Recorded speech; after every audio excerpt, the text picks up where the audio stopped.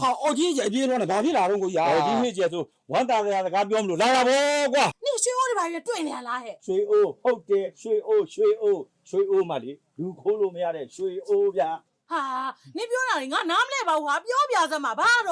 ခင်ဗျားနားလေအောင်ပြောရင်ဒီနေ့10တန်းကိုကျုပ်သားဂုံတု2ပါးသားနဲ့အောင်တယ်အဲ့ဒါကြောင့်ကျုပ်ကဝမ်းတာလို့ခင်ဗျားတို့ကိုလာပြောတာခင်ဗျားတို့ကိုမင်းတို့ရဲလဲလို့ကိုကြီးရာအဲ့ဒါဝမ်းသာစရာမဟုတ်ဘူးအဲ့ဒါအကိုကြီးမွဲမှာ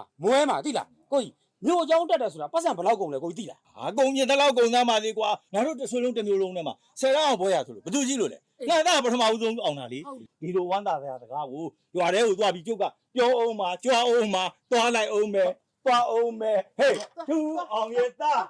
သူမောင်နဲ့လားတော်လိုက်တဲ့သားအပြောမကြိုက်တဲ့သားဒီလိုပါမရှာအဲ့ဒါငါသားအဲ့ဒါငါသား အမေတို့မှလေသားအတွက်စုထားတဲ့ပတ်စံတွေရှိပါတယ်သားလေးတက်ချင်တဲ့တင်တန်းတွေအကုန်သက်ဟုတ်တယ်နော် ဟုတ်ဒါနဲ့အဖေသဘောဟာအဖေသဘောကတော့ငါသားသဘောပဲပေါ့ကွာငါသားအမြင်ရောက်ဖို့ဆိုရင်အဖေကထန့်တင်ပေးဖို့အဆင်နေမယ်ကွာထန့်တင်ပေးလို့မှမမရင်လေကားကိုထောင်းပေးဦးမှာဗျာကြိုးစားဖို့ကငါသားတောင်းရနော်ပန်ဖို့ပြီးဖို့ကအဖေတို့တောင်းလို့ထားလိုက်ဆောင်ပါကွာတာပညာတက်ကြီးဖြစ်ပြီးတော့အလုတ်ကင်နေအဆင်ပြေခါကြရင်အဖေနဲ့မေကိုဘာလို့မှမလုပ်ခိုင်းမနဲ့တာတလက်ပြန်လှုပ်ကြည့်မှာပါနော်ဖေနော် တားဆွေမျိုးတွေပဲမလဲတားဖေရောက်ပဲမလဲအမေလိုပဲတားတကောင်ကြွက်လာ ဟုတ်တယ်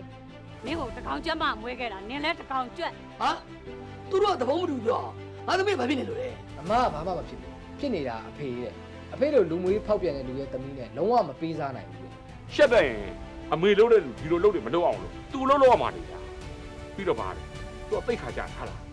သိခါကြတယ်ပြောအောင်သူ့မှာဘာသိခါရှိလို့လဲ 嘿，昨天没老板呢，嘿，昨天老板没有人来，我别太阳皮。 ဟုတ်တယ်ကိုယ့်ကိုအိမ်မှာအေးဆေးနေပြီအချိန်နဲ့ဆက်ပြီးလက်ထုတ်နေတာ ဟုတ်တယ်ဖေးကြောင့်လို့သမီးတော်ကိုလောင်းနေရတယ်ကိုရမလို့ဖြစ်နေမင်းကြီးဖေးအတွက်အိမ်တော်ကွာတာမဆိုင်ဘူးသမီးတို့စမ်းတယ်ဖေးကြီးရဲ့ ဒီတော့တော့အဲ့ရအမတော်ကဒီလိုတော့တော်တော်ပြောပြီးတော့ဟဲ့အဖေရအမတော်ကကျွန်တော်မောင်တော်ကဖြတ်မရတဲ့မဲတဲ့ဖြစ်သွားတယ်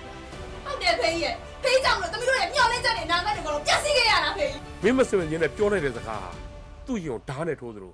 သူတို့ခံစားရှာတယ်တခါတလေကိုယ့်စကားအနိုင်ရဖို့အတွက်မိဘရဲ့အားနဲ့ချက်ကိုထောက်ပြီးတော့မပြောပါနဲ့ကွာအဲ့ဒီခါနိုင်လိုက်တဲ့အနိုင်ဟာမင်းဘဝရဲ့တန်တရားတစ်လျှောက်လုံးအရှုံးဖြစ်သွားနိုင်တယ်နော်မိဘဆိုတာဘလို့မှမပြတ်မကောင်းတဲ့အရာပါကွာ လုံးမရှိပဲသူများအိမ်မှာကတ်စားနေရတယ်ဘွာတွေ့ရလို့မချီတော့ရဲဆက်ဆံနေရတာပြီးတော့ကိုဦးကလေအိမ်မှာဘင်းလိုနေတာခဲ့တာ ကိုတို့အိမ်ကမှအိမ်ကြီးထဲမှာသဘောမှမတူပဲခုတော့ဖိနေမေတင်ကျွေးထားလို့မလို့စားဝတ်နေရလေအဆင်ပြေနေတာနှမို့ဆိုရင်ငတ် အေးမင်းကမှကိုကိုထင်းထင်းတကားပြောနေတာအေးပေါ့လေမိမတွေယောက်ျားတွေပတ်သက်မရှာနိုင်ဘူးဆိုရင်စပြီးထင်သေးတော့လား မင်းအောင်ဘာထင်ကြီးတယ်အိမ်မပိုင်မဲနဲ့မိန်းမကျုံရကြမှာအဲ့လိုလုပ်လို့ကြစားရမရှိ ဟာငါအစင်ကကြောကြောင်လောမယ်စစ်ပိုက်နေတာပေါ့ ဘူးလူဆိုတာဘာမှမလုပ်ဘဲနဲ့ကောင်းကောင်းနေကောင်းကောင်းစားနေကြတာရှိတယ်အေးကို့ဘဝအခြေအနေကိုကြည့်ပြီးမင်းစင်ကြီးကခွေးပြစ်မှချီးမစားရင်တော့မင်းငတ်သေးပါလား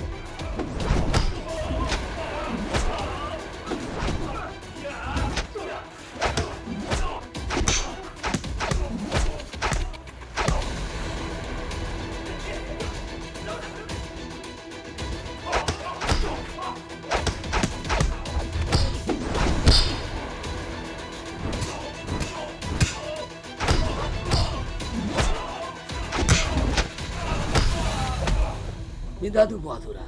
ဒီပကံလုံးလေးလိုပဲဗျအကယ်၍ကြာခွင့်သွားလို့ရှိရင်ပြန်ဆက်ဖို့ကလည်းမလွယ်ဘူးလေပြန်ဆက်လို့ရခဲ့တော့မှအဲเจ้าကြီးကထင်းနေဦးပါဗျ ဟုတ်ပါတယ်ဗျာဟုတ်ပါတယ်နောက်တစ်ခုကျွန်တော်ကြားဘူးတာကတော့